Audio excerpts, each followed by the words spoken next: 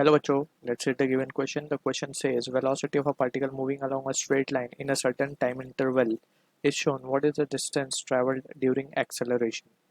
So basically हमें vt graph given है and we are interested in calculating the distance traveled. So यहाँ पे हमें पहले तो vt graph के बारे में key concept समझना होगा. So about velocity time graph.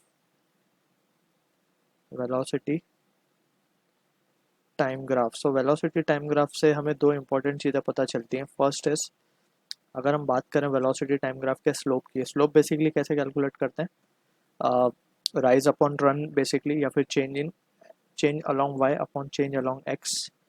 ठीक है, and that is equals to, अब चेंज अलॉन्ग वाई हमारे लिए क्या होता है, चेंज अलॉन्ग वेलोसिटी. वाई को हम वाई कोऑर्डिनेट वाई एक्सिस पे हम वेलोसिटी को शो करते हैं, एक्स एक्सिस पे हम टाइम को शो करते हैं. So change in velocity with respect to time gives us acceleration. So basically हमें एक्सेलरेशन देता है. ठीक है, तो स्लोप से हमें वेलोसिटी टाइम ग्राफ के एक्सेलरेशन मिलता है.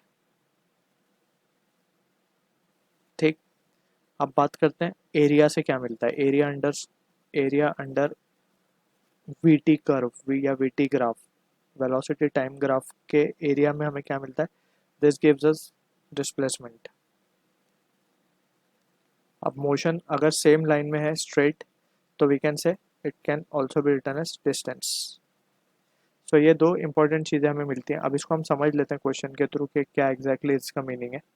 सो यहाँ पे हम देख सकते हैं कि हमें बोला गया डिस्टेंस निकालने को. जब बॉडी एक्सेलरेट कर रही है, एक्सेलरेट कब करेगी, तो सबसे पहले तो हम ये देखेंगे एक्सेलरेट कब करेगी. अब इस ग्राफ को अगर हम डिवाइड कर दें, नाम दे दें ए बी सी, तो बी सी में हम देख सकते हैं बी से सी में जो है स्लोप कांस्टेंट है. Slope is zero, not constant. Slope zero है. ठीक है ना, क्योंकि यहाँ पे ना राइज हो रहा है ना रन हो रहा है. Basically delta Y is zero in this case. ठीक है, सो यहाँ पे हम स्लोप को क्या बोल देंगे, ज़ीरो. स्लोप ज़ीरो है का मतलब क्या, acceleration is zero. Acceleration is zero. That means कि हमें एक्सेलरेशन के टाइम पे कितना डिस्टेंस कवर हुआ वो पूछा गया. अब ए से बी को अगर हम देखें, ए बी को, सो ए बी में स्लोप कांस्टेंट है.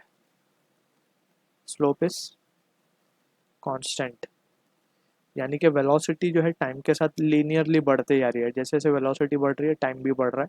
तो स्लोप यहाँ पे कांस्टेंट है. स्लोप कांस्टेंट है, दैट मीन्स एक्सेलरेशन यहाँ पे नॉन जीरो है.